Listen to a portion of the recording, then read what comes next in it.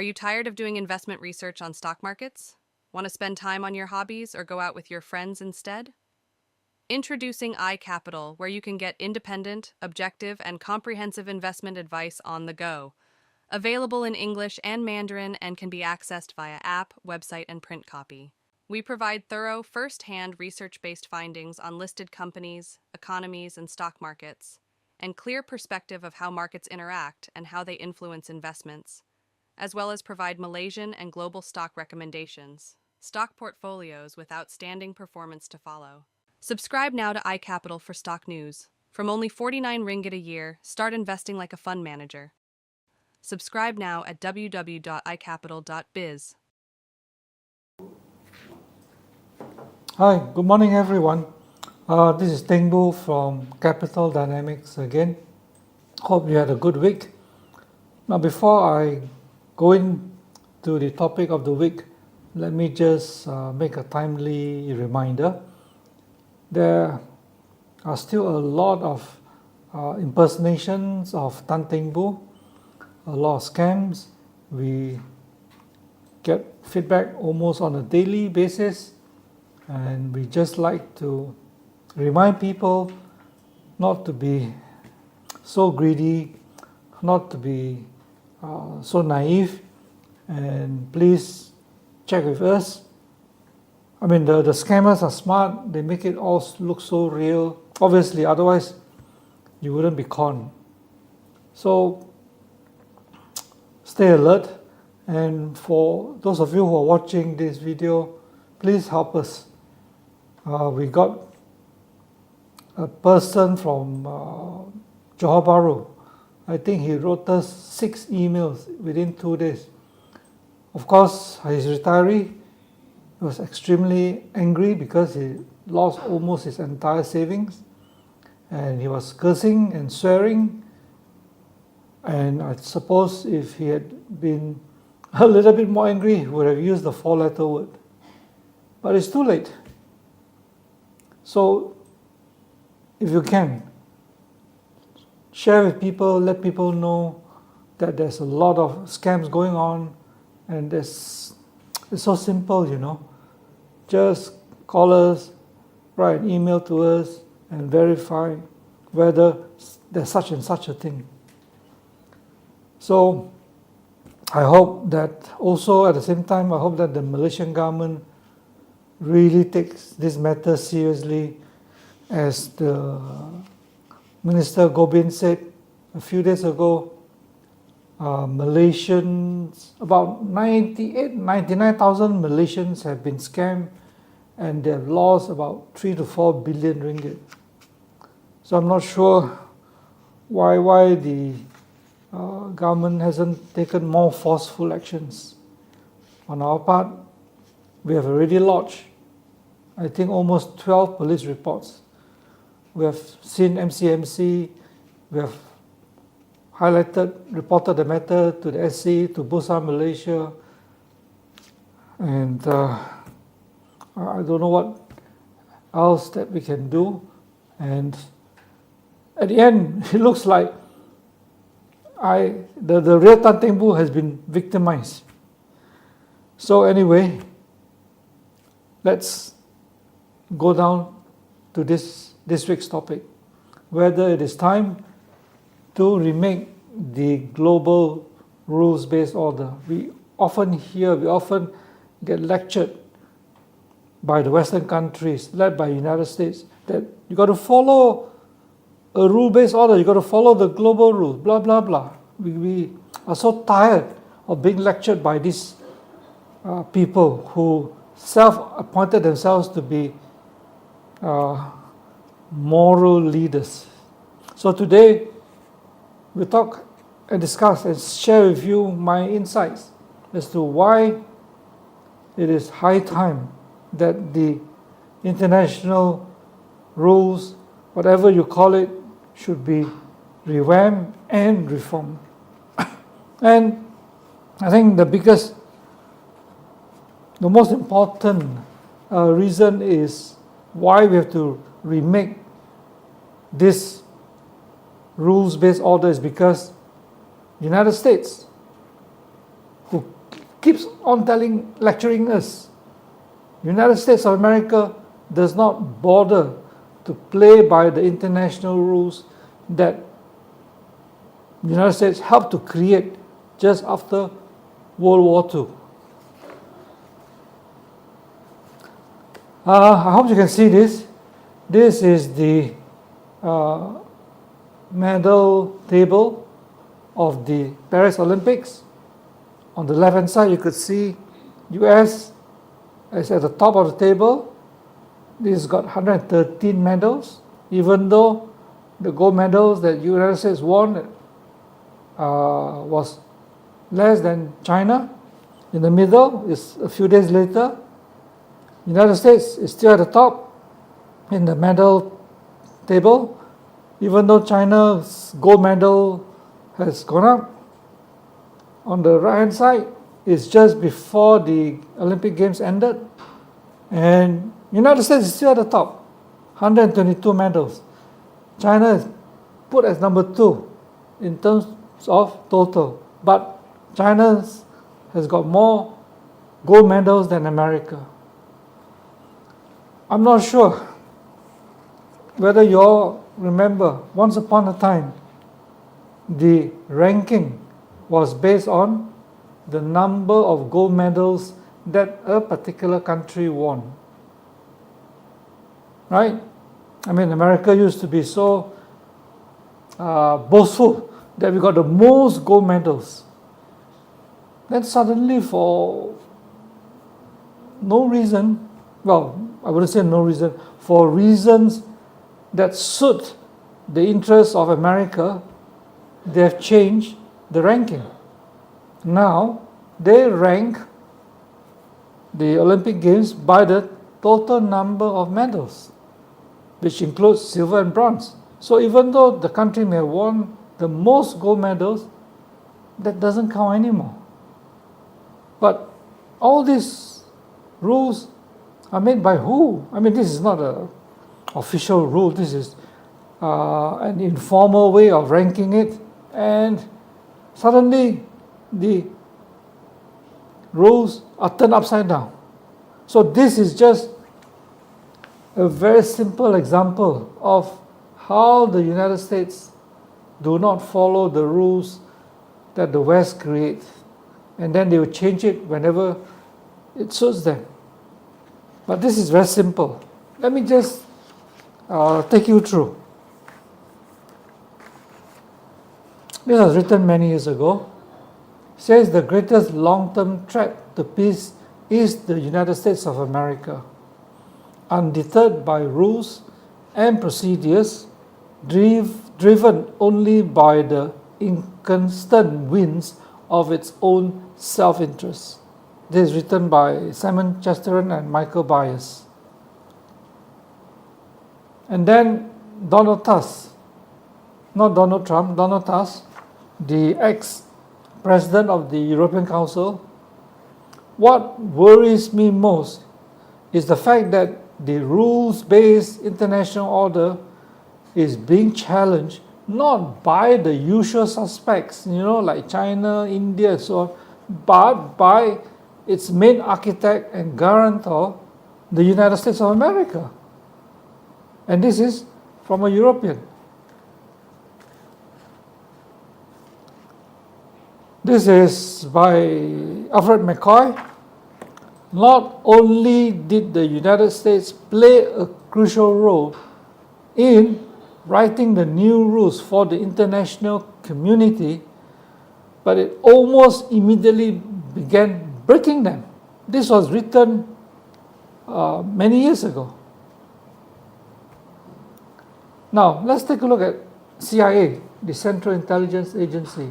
One of the key tools, one of the key mechanisms that the United States has at its disposal to break the rules that US created decades ago. According to the Washington Post, from 1947 to 1989, there were 72 attempts by the United States to conduct regime change. And according to the historian Monica Duffy-Toft, from 1992 to 2017, when the US was effectively unrestrained by superpower competition, the number of American military interventions of all types throughout the world increased 4 times. 4 times. Many of the operations were covert and have been and continue to be conducted by the CIA. This is from the book Play by the Rules. How you can see it? By Michael Pembroke. Please buy a copy. Michael Pembroke is not a historian. He is not a politician. He used to be a Supreme Court judge in Australia, in New South Wales, Australia. So he wrote, from the outset, the CIA conducted its activities as if the United States were in a permanent state of war, except it was peacetime. Elections were interfered with, governments were overthrown, democratically elected leaders were assassinated, and apparently the recent riots that you see in Bangladesh, which led to the downfall of the leader, was also inspired by the CIA, and military incursions took place in foreign states without the sanctions of the United Nations. This is from an ex-Supreme Court judge of Australia. Same book, the principle of collective security enshrined in the UN Charter was defied. Respect for the sovereignty of foreign nations was overlooked, and the rules of international law were ignored. All these activities were authorized at the highest level by the President of America, the National Security Advisor, and their CIA directors. Some of the clearest and the most damning include Iran 1953, Guatemala 1954, Vietnam 1963, Chile 1973, Iraq 2003. But Michael Pembroke is right, there are many, many more. The list is a long, long list. Whatever else they were not victories for democracy or for rules-based order. Mike Pompeo, former CIA director, former secretary under President Trump, told an audience in Texas University in 2019, "We lied, we cheated, we stole." The "we" refers to CIA. CIA lied, CIA cheated, CIA stole. And you got the guts to tell the world, to lecture the world to follow the rules-based international order? And guess what? You know, with Trump possibly winning the election at the end of the year, Mike Pompeo might be coming back again to lie and cheat and steal from the rest of the world. Now, from Michael Pembroke, the paradoxical conclusion, only 3 years after the UN Charter, was that unlawful means should be used to prevent a lawful result in a sovereign country. In other words, if that leader was democratically elected in a sovereign country, then it is okay for America to use all kinds of unethical, unlawful means to kick the leader out. Bangladesh is the latest example. William Fulbright, a very famous American politician many decades ago, a preemptive war in defense of freedom would surely destroy freedom, like what you saw in Iraq. Remember, to kick Saddam Hussein out, because one simply cannot engage in barbarous action without becoming a barbarian. So America, when you went into Iraq or whatever other countries, you were actually acting like a barbarian, because one cannot defend human values by calculated and unprovoked violence without doing mortal damage to the values one is trying to defend. This is an excellent quotation from William Fulbright.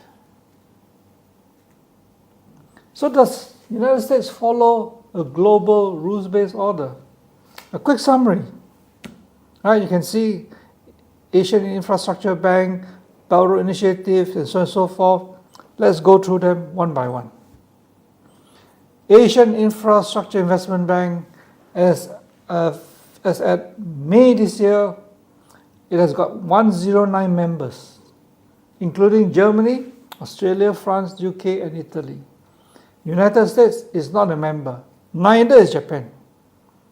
Not only is US not a member, United States launched campaigns to sabotage the setting up of the AIIB. Together with Japan, they have been boycotting and sabotaging and undermining the setup of the Asian Infrastructure Investment Bank. Belt and Road Initiative, you know, right?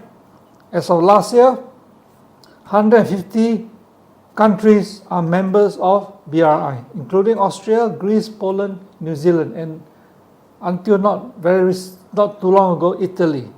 Of course, United States is not a member. Not only China welcomes the United States to be part of the BRI. Not only is the US not a member of the BRI, but the US, together with countries like Japan again, I do not know why Japan is so Americanized, has launched a counter initiative to undermine the BRI. According to a report by Reuters, in 2019, the CIA began a clandestine campaign on Chinese social media to spread negative narratives about the Xi Jinping administration to influence Chinese public opinion against the Chinese government. The CIA promoted the narratives that CCP leaders, the Communist Party of China leaders, were hiding money overseas and that the BRI was corrupt and wasteful. As part of the campaign, the CIA also targeted foreign countries where the US and China compete for influence. The CIA again, clandestine operations. Regional Comprehensive Economic Partnership, RCEP, as of June this year, 15 countries in Asia Pacific are members, all the way from Australia, New Zealand, the south, to the north, Korea, and Japan and China. But then the United States is not a member, doesn't want to be a member. It's United States again purposely set up a competing partnership which hasn't taken off. Next.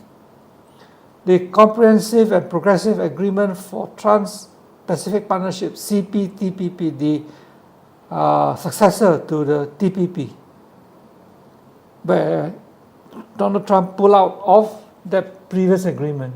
So as of May this year, 12 Asia Pacific countries are members. Even United Kingdom, so far away, is not part of Asia Pacific, applied to join this partnership, this trade partnership. America refuses to join. Kyoto Protocol, right? This was to reduce greenhouse gas emissions globally. As at 2020, 192 parties, right, were part of the protocol. This was before the Kyoto Protocol was replaced by the Paris Agreement. The United States signed the Kyoto Protocol document in 1998, but the US Congress failed to ratify the agreement, which meant that the US never officially signed onto the pact. You have the Paris Agreement, which aims to keep the rise in global surface temperature to below 2 degrees Celsius. As of February last year, 195 parties, mainly countries, were part of the agreement. The United States, under Donald Trump, withdrew in 2020 and then rejoined in 2021.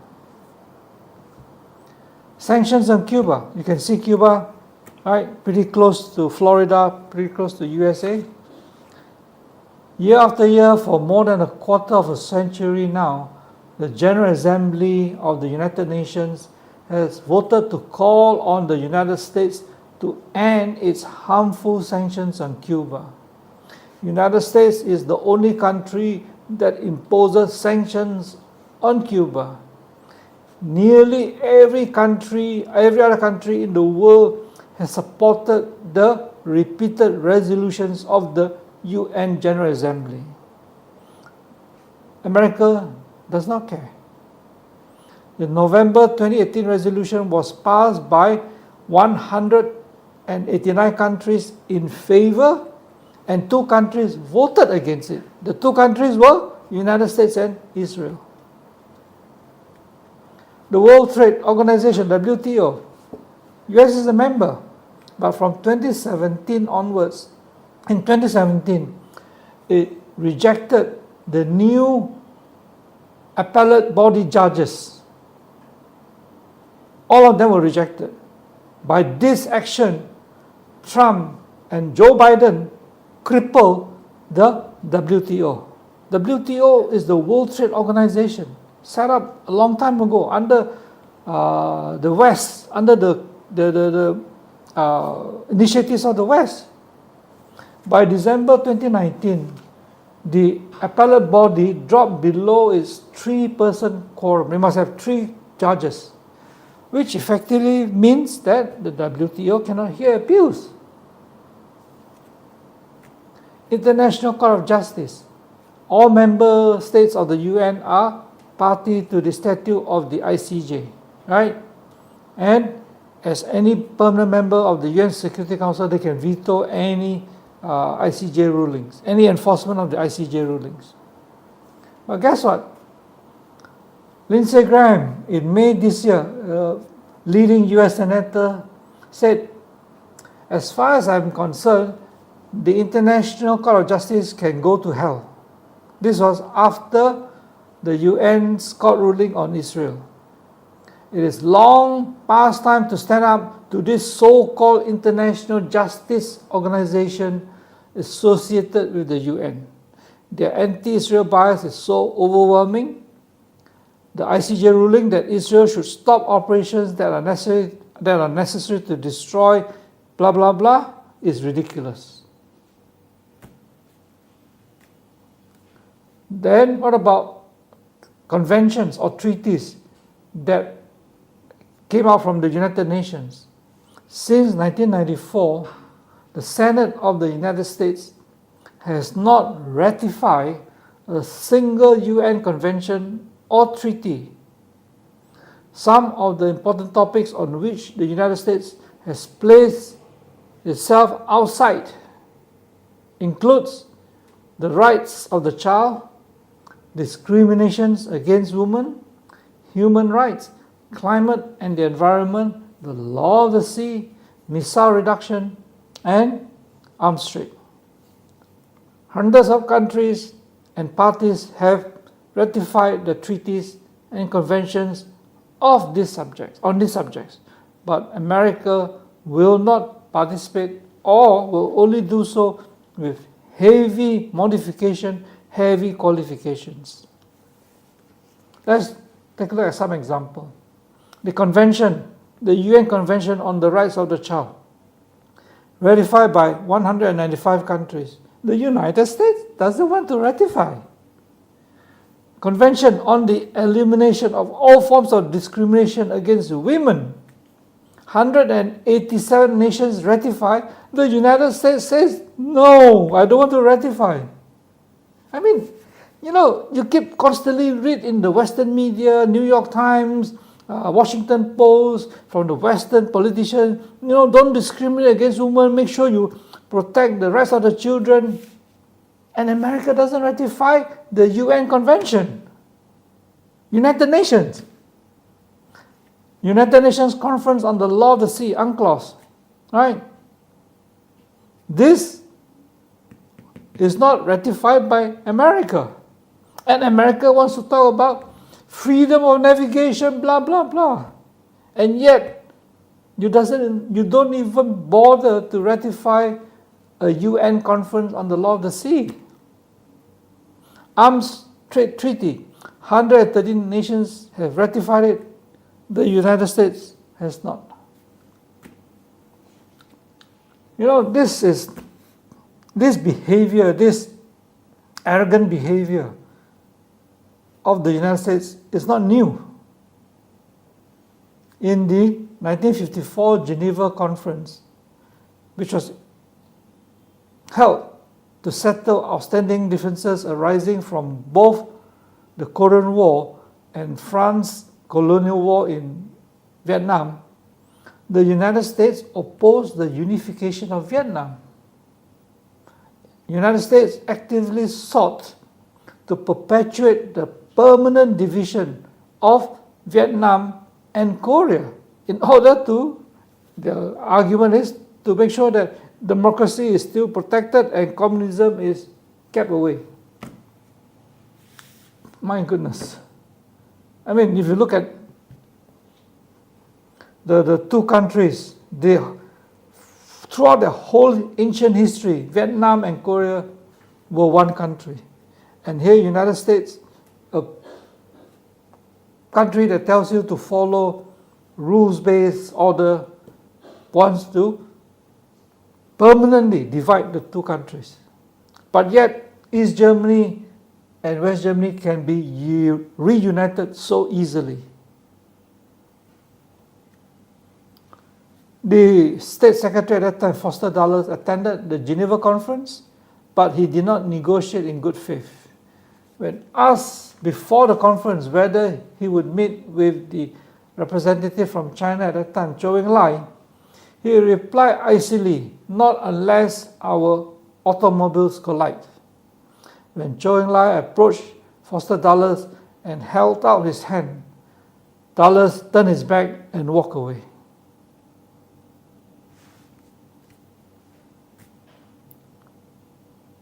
America's exceptionalism is extreme. Extreme. How many of you realize that there are only 3 countries in the world that do not use the metric system? Myanmar, pariah country, Liberia, also bankrupt country. But what about United States?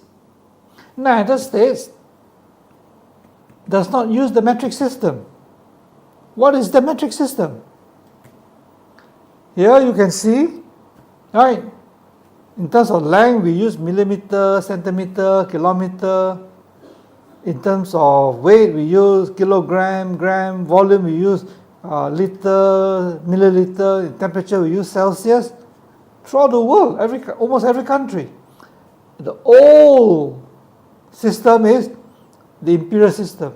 You use inch, mile, foot, and you say pound, ounces.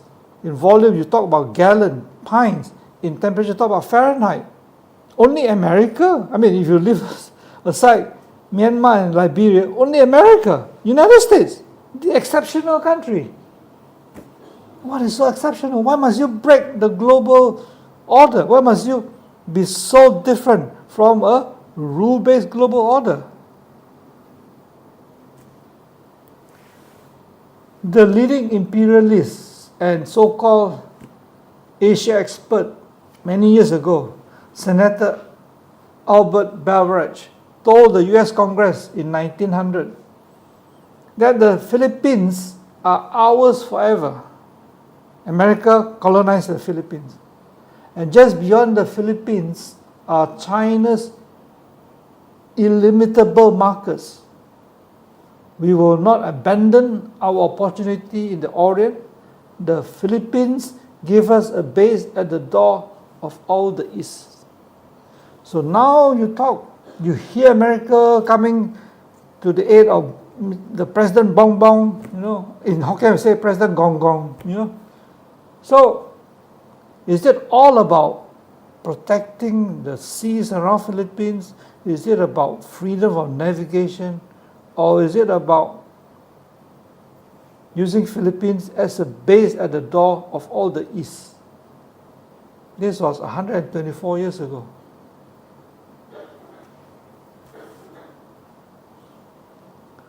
The same book, Michael Pembroke, the underlying assumption in Washington is that a nation that competes with the United States for power, influence, or economic preeminence is an enemy of America and an adversary that threatens American security and prosperity. There's this deep-seated belief in Washington that China is a civilizational threat, and too many commentators, particularly from the West, condemn China simply for being authoritarian or communist or illiberal. So, why do we have to remake this global rule-based order? Because, according to Farid Zakaria, he's a very well-known commentator in CNN, China has not gone to war since 1979, has not used any military force abroad since 1988. It has not funded or supported proxies or armed insurgents anywhere in the world since 45 years ago. The record of non-intervention by China is unique among the world's great powers. All the other permanent members of the UN Security Council, which is Britain, US, France, Russia, and so on, have used force many times in many places over the last few decades. A list, of course, that is led by the United States. So don't you think we should have a country that looks at diplomacy, that believes in peaceful and prosperous coexistence? Shouldn't that country be part of making the new global rules for everyone? For the big country, for the small country, for the poor country, for the rich country.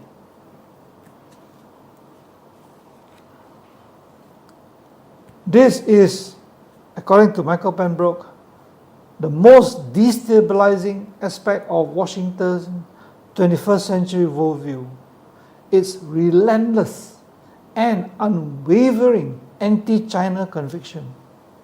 The world community, the one in bold, is my saying, is my conclusion. The world community really needs to stand up to America and remake this rules-based order. Jonathan Spence, who is a China historian, a famous China historian, said 50 years ago, China, which once surpassed the West and then almost succumbed to the West, now offers to the world her peaceful solutions, her own solutions, which are all peaceful. So, remember at the beginning I showed you the medal tally? Why did they change it when it doesn't suit them anymore? Why must America be effectively the only country that uses miles per gallon instead of kilometers per gallon? Why must you use Fahrenheit when every other country uses Celsius?